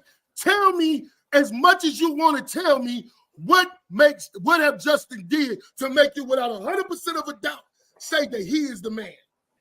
If you can tell me one thing without a doubt. I don't want to hear about no offensive coordinators. I don't hear about no system. Are you done? Because I'll tell you that make you think Justin Fields is the man. What he showed you. He showed me. I'll give you 2 things because you only asked for 1. That's how kind of guy I am. 1, he showed you he'd make every throw possible. All right. 2, he's led that team despite the fact that they had an 11-game losing streak. He held that team together. Despite everything that happened with that losing streak, despite the fact that his defense gave up 33 points a game, and he averaged 30 points a game through 5 games, and he still was 1 for 4. So you can't tell me. So his ability to hold the team, his ability to galvanize the team, he is the leader of that team. And when you talk about every throw, you said no. What have you seen? Oh, we I've talking seen about him galvanizing no team. What I asked no. You said what have I seen?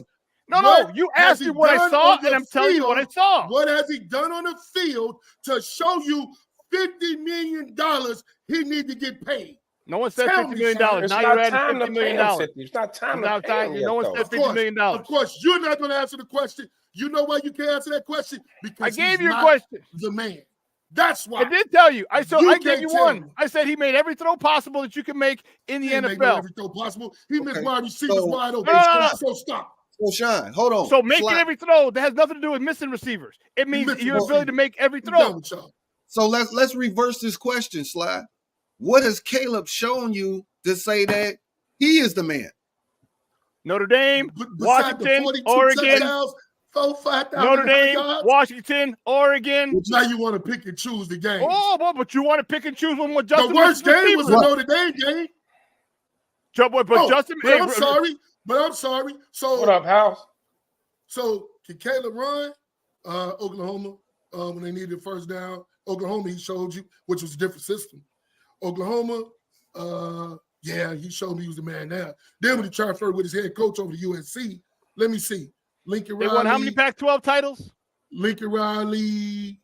How many Pac-12 titles? How many college football playoffs did they get? Yeah. How many college football playoffs did they get? Was the worst. Mahomes could well become Kingsbury and Texas Tech. So what? I'm not talking about Mahomes. I asked you a specific question. Oh, now you don't want to answer the question. No, I don't. Question. They won none. Okay. But you make it seem like they're saying something. You're making it a point. Pat didn't win nothing in Texas. Changing the narrative was a person. No, not. Yeah, you are. Not, because Pat didn't win nothing. We're not talking about Patrick Mahomes. We're not talking about Patrick Mahomes. Pass on him then. Here's the issue, and I was going to do a logic on it. Look at the position you would be putting Caleb Williams in, first and foremost, right? Oh, my God. Wait, think about it. First of all, you're replacing a very popular guy, a leader in the locker room. You're replacing him. You're asking to come in and take a 7-win team and to keep them trending up. So you're asking this rookie quarterback to win about 9 or 10 games. That's a lot on a quarterback. on a young quarterback, and you already in a market like this in the Bears town, you're gonna put this kid in that position with that type of pressure on him. Let me see. CJ Stroud. That's gonna be tough. CJ Stroud went to Houston. Houston didn't have a quarterback. Houston was struggling. Houston was a horrible team. The Bears got a great offensive coordinator. So no. Wait a minute. You just sat here. Now stop changing. There's no expectations. No expectations on CJ Stroud last year. It's a lot on the team. Don't change it now. No. Slide. What I'm saying is that CJ Stroud, there was no expectations in Houston. Houston was a total rebuild. If Caleb comes here, the expectations are up for this team. With how they finished the season, with the defense they put out on the field, expectations are high here. The money. You can't come in and have no average rookie season, and the team don't get better. If you keep Justin Fields, and they will, I will remind you, and that guy sitting up top above you, by game number 10, I'm going to go off. And my angry man is going to be on YouTube. That's I have no problem with that. Whatever. I have no problem. Wait. So if after game 10, I'm coming for you. I'm coming for you and John. If after game 10 the Bears are fighting on top of the NFC North, so do we get to do an angry man on you then? Absolutely. No. Okay. What he's gonna do is have a plate of chicken fried hard with lemon pepper, because you're gonna eat these words. And I'm using your intro. I'm gonna use your intro on you. Wow. I'm gonna use it on you, player. Wow. You know what? It's gonna be interesting. I promise y'all, he better not keep Justin. I'm on the side of Caleb. As much as I like Justin, you send Justin packing. You start over again. Bottom line. Start over again. Why do we always want to start over again? I don't think this team in a position to do it. I don't think the coach and the general Kevin Warren gave you the general man. Kevin Warren gave you the president's speech. He going to tell them, you trade him. We're going to build this new stadium because the Sox are terrible. I wish they moved to Nashville.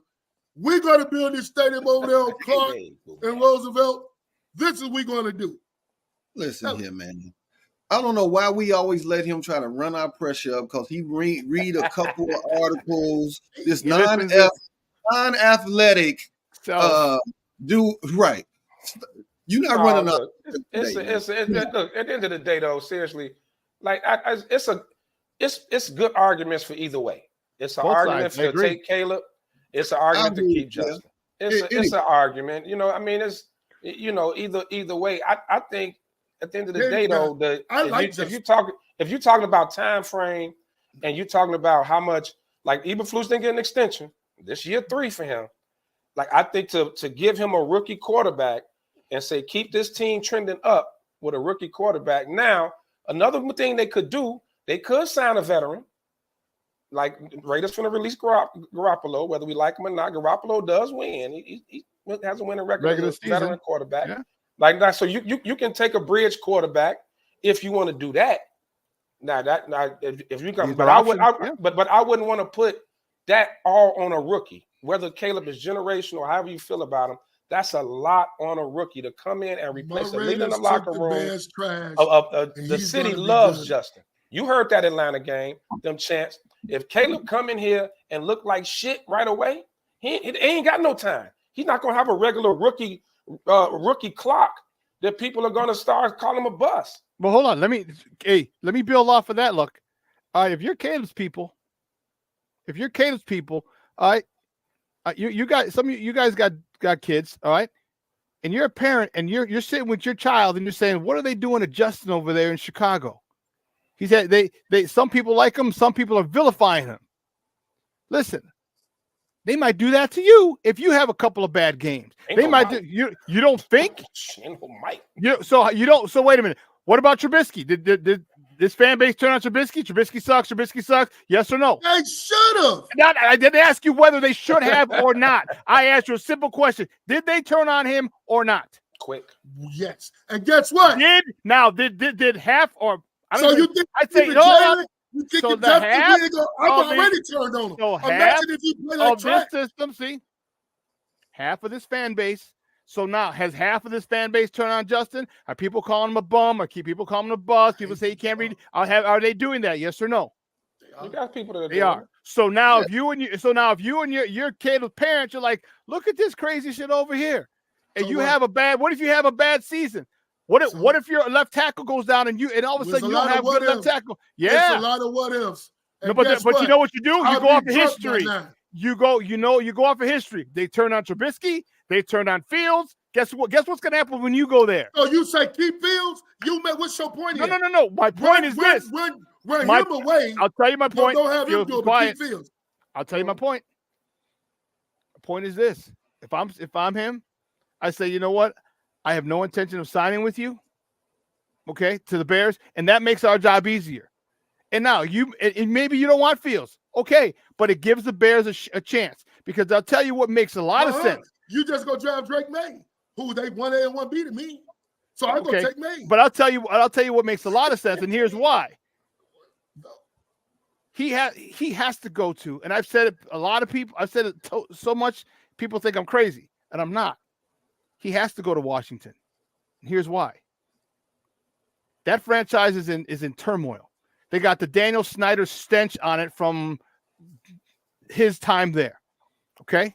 They got a new ownership group there. All right? Magic Johnson is part of that ownership group, and I know he only has 4%, but his name carries a lot of weight. He actually got Cliff Kingsbury. He literally said it. He got Cliff Kingsbury to take his name away from the Raiders and come be an offensive coordinator here in Washington. Why? Because he was a coach at USC. So here's what happens if you get Caleb. And mind you, the Bears don't have to trade with Washington. They don't, but they probably will. Here's what happens. Because you're looking at it, and you and all the other meathead football fans are looking at it from a checkers level, and you're not looking at it from a chess level. Man, it's about money. What's your point? Can you listen? I'm listening. Okay, then no, you're not. You're talking. You're talking. So let me explain. Caleb has to go to Washington because of this. I tried to explain to you about the Daniel Snyder stench, but you don't get it. It's over your head. They need asses in seats. Why are you going to go to Washington? No reason. You got no reason to go to watch the Washington Commanders play, because they suck, right? But you bring a hometown kid in there. You bring a kid who went to DeMatha High School and won a state championship, who's touted as the next generational quarterback for the Washington. Guess what happens?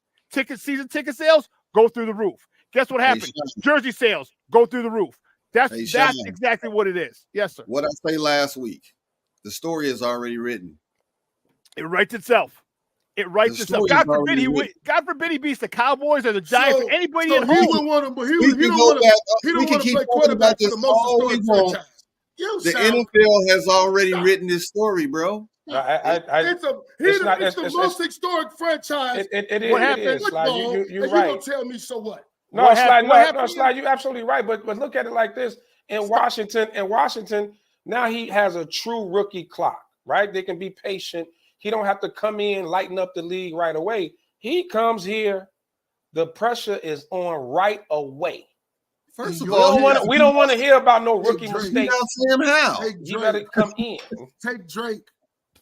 What happened? I like Drake, man. I like Drake. I think he got NFL. Hey, what happened? What happened with the Chicago franchise when Derrick Rose was the #1 pick and he got to come to his hometown? People don't play them too long. That's what happened. But did ticket sales go up? Did jersey sales go through the roof? Stop. Yes or no? Derrick Rose is an afterthought. Stop. But you're still not answering the question. Did ticket sales go? And did jerseys go through the roof? Let's go, Michael. So that's exactly what they're anticipating in Washington. Jersey sales, and them jerseys ain't cheap. Them jerseys about $1.50. And you know some jokers are getting the story about 2 of them. Caleb will be a Bear, so stop. Stop trying to write your own narrative. I'm not trying to Washington. It's not going to happen. They play. Hey, you're dealing with billionaires, bro. They don't play checkers. They play chess, and it's all about the money. It's all about the money. Say the word, Sly. Say the word. Bet. All right. So wait, what are the parameters? Bet Justin is not going to. I mean that Caleb is not going to be Bear, or that Caleb is going to be a Washington Commander, because the Bears could trade him to. They could trade with New York, and he. So what are you saying? Are you saying that Caleb is going to be a Bear or not? Is that the bet? I'm saying Caleb will be a Bear. That's my bet. Okay, I say he's not. That's I the get bet. in on that. I'm in on that. Better stick. Better stick. I'm in. Bet. I'm in on that. In the books. in the books. And you hear bet in the back. Witness. There it is. In the books. And ain't no early cash out like on FanDuel. You gonna see it through. Alec Bradley. Just remember the name Alec Bradley, Angry Man. That's the kind of stick I like. Alec Bradley. A-L-E-C. Man, I know how to spell it, man. It could have been K. Could have been K. A-L-E-K. I'm trying to be more. I'm trying to be Pacific for you. And that's a brand. What kind of stick you want from Alex Bradley? That's the question. I like all of this. Every stick that I've smoked from his, I enjoy. That's why I just say, give me an Alex Bradley. He asking so many details because he know he got to pay up. Hey, he people, knows. thanks for coming out. I will be gone again for a few months. You know, hey, look here, man. We got come back with our stick. We got some good coming on the SmokeFellas here. I guess the money will give us the details, man. Don't forget about next month, as always, the blackout, baby. Blackout, baby. The blackout, baby. So look, hey, man, I appreciate whenever I get on, man. But when next time I'll be on, who knows? But guess what? When I'm here, I'm here. You know, so. We'll have that crow fried hard, extra lemon pepper for you. You finished with your soliloquy? I know how you like it. I know how you like your crow. Little mild sauce on the side. You don't like your chicken, right? You don't like he wanna dip. You don't like that on the he like to dip it? He's a dipper. He's a dipper.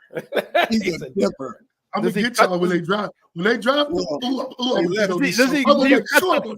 you cut the leg and thigh too, and you eat it with a fork. When they drive them, I will be on that Saturday. That Saturday on the drive, I will be right here on this show. I will make sure that boy lefty he a boneless guy. No, not a boneless guy. He a boneless guy. Oh, no. All right. Hey, and don't be MIA when all of a sudden after the scouting combine when they make that trade. Don't be MIA. Don't be MIA. Oh, I'm working in an undisclosed location. It's national security. I can't tell you where I'm at. And the Bears won't trade out of the top 3. So if it's not Caleb, they're gonna stay to get Marvin Harrison Jr. They're not coming out of 3. So I think it's down to Washington, New England. Yep. I really do. I think it's down to those 2 teams. They're not going under 3. I can't see it. It's not like last year they went all the way down to 9. Only way I see that though, Luck, is if they get another crazy haul where they get another first rounder and a second rounder next year. And a player. I'll come off Marvin Harrison Jr. and get a Doomsday or something if I can, or what's the kid from Neighbor? LSU. One of those two. I mean, I'll come off if you give me another first round pick and a second round pick for the future, because that's how you build a draft. That's how you build a team. And before I go, and we only got 2.5 minutes left. Think of the '90s Cowboys. Did they win because they had a generational quarterback? Is Troy Aikman a generational quarterback? Was Troy Aikman the best quarterback in the league? No, never. He's never the best quarterback in the league. No. Why did they win? Running game, phenomenal offensive line, phenomenal defense, great wide receivers. It was a team. And the cocaine cowboy himself, Michael Irvin. The cocaine cowboy. And didn't they beat one of the generational quarterbacks in Steve Young? Cocaine cowboy. Steve Young was terrible with Tampa Bay. So stop. And he was never a No, he's with the Niners, you fool. He won a Super Bowl with the Niners. Tampa Bay first. You forgot? No, he started his career in Tampa. No, I'm not talking about that. No, I'm not forget. I'm saying it was the Niners versus the Cowboys. When he was over there getting drugged with the Tampa Bay, he had nobody. I thought you was done talking there, angry man. Lefty, give me your parting shots, man. Appreciate y'all tuning in. Thank you for coming out once again. Happy birthday, TB and Tim, man, to our brothers. Happy birthday. Like Sly said, a lot of big things coming up. Y'all know what it is. Blackout, March 15th, Adult Hooky Day. We will be at multiple locations this year. We're going to do a little something different. So the flyer will be out by next week. So y'all, keep on the lookout for that. Y'all know how it is. Summertime coming up. We got something huge coming up in June, man. Really stay tuned. That's going to be big. That's say the day to be out next week as well. So, man, stick with us. Stick with us. All right. Happy birthday to Chef Leslie. Her part of the night and main smoking jacket event. If y'all not doing nothing tonight, Eduardo Lamone's 3721 Salk Trail. Put on some clothes, baby. We're going to be clean. We're getting clean tonight. We're getting clean for y'all. As my mama would say, shitty shop. Shitty shop. Casket. Steve Harvey's suit ain't clean. In Sly's case, casket shop. Hey, man, like I say every week at the end of every show, man, where there's smoke, there's the fellas. Yeah, and Billy D. And Sean and the Superman.